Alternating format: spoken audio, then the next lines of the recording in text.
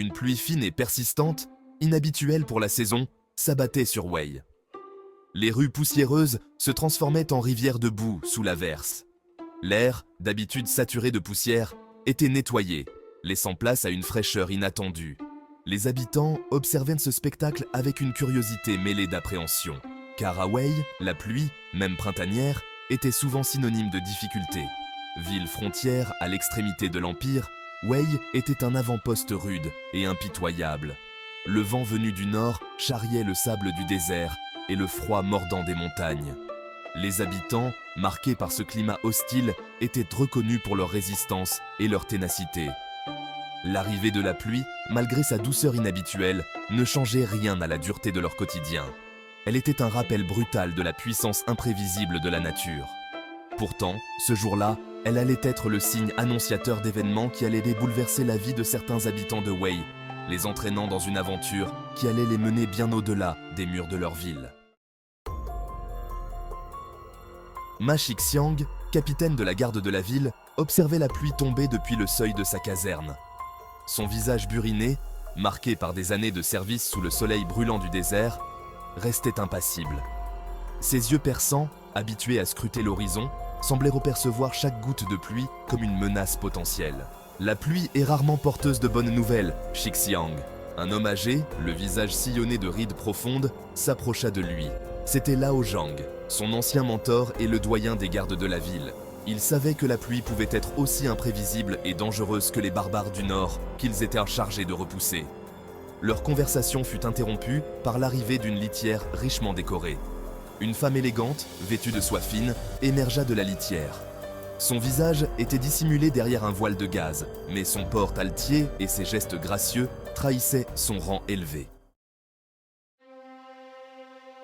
La noble s'approcha de Ma Shixiang, suivie de près par une servante. Sa voix, douce et mélodieuse, contrastait avec la rudesse de l'environnement. Capitaine Ma, j'implore votre aide. Je dois me rendre au nord, au-delà du col des Murmures. Les routes sont dangereuses, même en temps normal. Avec cette pluie, le voyage sera encore plus périlleux. J'ai besoin d'un guide, quelqu'un qui connaît bien la région et qui soit capable de nous protéger. Ma Shixiang ne put s'empêcher de froncer les sourcils. La requête de la noble était inattendue et embarrassante. Trouver un guide compétent pour une telle expédition en si peu de temps relevait de l'impossible. Il hésita un instant, conscient du poids de sa décision. Son regard parcourut les alentours, cherchant une solution. Soudain, ses yeux se posèrent sur une silhouette familière, adossée contre un mur de la caserne. Ningke. Ningke était un jeune homme à l'allure dégingandée, connu pour son humour sarcastique et son talent certain à s'attirer des ennuis. Il était assis sur un banc, une jambe négligemment repliée sur l'autre, en train de tailler un morceau de bois avec un petit couteau. À ses côtés, une jeune fille, Sang Sang, le regardait faire avec une admiration non dissimulée. Me voilà, capitaine. Vous voulez que je ciresse vos bottes? Sang Sang était la seule famille que Ningke ait jamais connue. Recueillie alors qu'elle n'était qu'un bébé, elle était devenue sa compagne inséparable. Ningke, bien que souvent irresponsable et moqueur, était prêt à tout pour la protéger. Entendant son nom retentir, Ningke leva les yeux au ciel, un sourire narquois aux lèvres. La servante de la noble observait la scène avec attention. Ses yeux vifs ne manquaient aucun détail. Elle avait remarqué la complicité qui unissait Ningke et Sang Sang, et une pointe de tristesse avait traversé son regard. Elle aussi avait connu la dureté de la vie à Wei, et elle comprenait le lien indéfectible qui pouvait unir deux êtres face à l'adversité.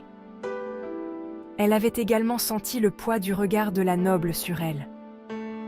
Un regard qui ne laissait aucune place à la désobéissance. Elle savait qu'elle devait se montrer discrète et faire preuve de loyauté envers sa maîtresse, même si son cœur aspirait à une liberté qu'elle n'aurait probablement jamais. Le choix de Ma Shixiang la surprit. Elle avait entendu parler de Ningke, le gamin effronté qui passait son temps à faire des bêtises. Elle avait du mal à imaginer un tel personnage guider sa maîtresse à travers les terres dangereuses du Nord. Pourtant, elle ne pouvait s'empêcher de ressentir une lueur d'espoir. Peut-être que ce jeune homme, sous ses airs insouciants, cachait-il des qualités insoupçonnées.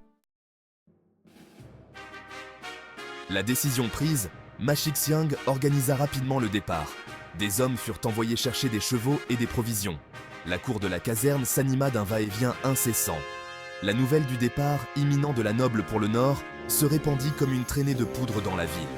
La hiérarchie sociale, si présente à Wei, était palpable dans chaque interaction. Les soldats s'inclinaient respectueusement devant la noble, tandis que les serviteurs s'empressèrent de satisfaire ses moindres désirs.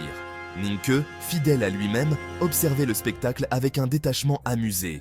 Il n'avait aucun respect pour les titres et la richesse. Pour lui, seul comptait la loyauté et la liberté. Sang Sang, silencieuse, restait aux côtés de Ningke. Elle observait tout avec ses grands yeux noirs, absorbant chaque détail de son environnement. Elle faisait confiance à Ningke et le suivait partout où il allait, sans jamais se plaindre. Elle était son ombre, son ancre dans un monde souvent hostile. Alors que les préparatifs du voyage touchaient à leur fin, une tension palpable s'abattit sur la caserne. Des murmures inquiets se firent entendre parmi les soldats. Le Nord était une terre de légendes et de dangers. On racontait des histoires de créatures terrifiantes, de guerriers barbares sanguinaires et de magie noire. La pluie, qui n'avait cessé de tomber, semblait amplifier l'atmosphère pesante. Ma Shixiang, conscient des craintes de ses hommes, prit la parole d'une voix forte et assurée. Il rappela à tous leur devoir de protéger les citoyens de l'Empire, quelles que soient les circonstances. Ces paroles, empreintes d'une détermination sans faille, parvinrent à calmer les esprits et à restaurer un semblant d'ordre.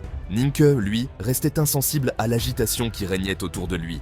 Il avait grandi à Wei, bercé par les légendes du Nord.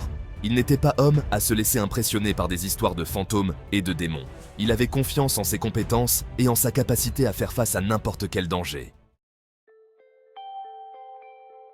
Au-delà des portes de Wei, l'appel de l'inconnu. Le moment du départ arriva enfin. La noble, voilée et impassible, prit place dans sa litière. « Ne vous en faites pas pour nous, capitaine. On sera de retour avant que vous n'ayez eu le temps de vous ennuyer. » Ningke, juché sur son cheval, jeta un dernier regard à Ma Shixiang. Sang Sang, perché derrière lui, s'agrippa fermement à sa veste. Elle n'avait jamais quitté Wei auparavant. Le monde extérieur, vaste et inconnu, l'attirait et l'effrayait à la fois. Mais elle savait qu'elle était en sécurité aux côtés de Ningke. La caravane s'ébranla lentement, quittant la cour de la caserne pour s'engager dans les rues détrempées de la ville. Les portes de Wei s'ouvrirent, laissant entrevoir l'immensité du monde extérieur. Devant eux s'étendait une route incertaine, menant vers le nord et ses mystères. L'importance du périple. Le voyage de Ning. Que et de la noble ne sera pas de tout repos. Ils devront affronter les éléments déchaînés, les dangers de la route et les menaces qui se cachent dans l'ombre. Mais ce périple sera également l'occasion pour eux de se découvrir et de grandir. Ningke, confronté à des responsabilités qu'il n'a jamais souhaitées, devra puiser au fond de lui des ressources insoupçonnées. La noble, quant à elle, devra apprendre à faire confiance à cet homme qui ne ressemble en rien à ceux qu'elle a l'habitude de fréquenter. Leur relation, initialement marquée par la méfiance et les différences sociales, évoluera au fil des épreuves. Au-delà de leur quête personnelle, le voyage de Ningke et de la noble revêt une importance capitale pour l'Empire. Le Nord, longtemps en proie à la discorde et à la violence, est sur le point de sombrer dans le chaos. Les rumeurs de guerre se font de plus en plus insistantes. De leur réussite dépendra peut-être le sort de millions de personnes. Cite. L'héritage de la nuit. Un destin en marche. L'univers de Nightfall est imprégné d'une atmosphère sombre et mystérieuse. La magie, omniprésente, est source de pouvoir et de danger. Les forces obscures sont à l'œuvre, menaçant de plonger le monde dans le chaos. Le destin de Ningke et de la noble est intimement lié à cet héritage de la nuit. Leur voyage les conduira au cœur d'une conspiration millénaire, où ils seront confrontés à des ennemis redoutables et à des choix impossibles. Ils devront se battre pour survivre, mais aussi pour protéger ceux qu'ils aiment et défendre les valeurs auxquelles ils croient. Car dans un monde en proie à l'obscurité, la moindre lueur d'espoir est précieuse et doit être défendue à tout prix. Conclusion. Le chapitre 2 de Nightfall. 2 VF. La pluie de Wei plante le décor d'une aventure épique et haletante.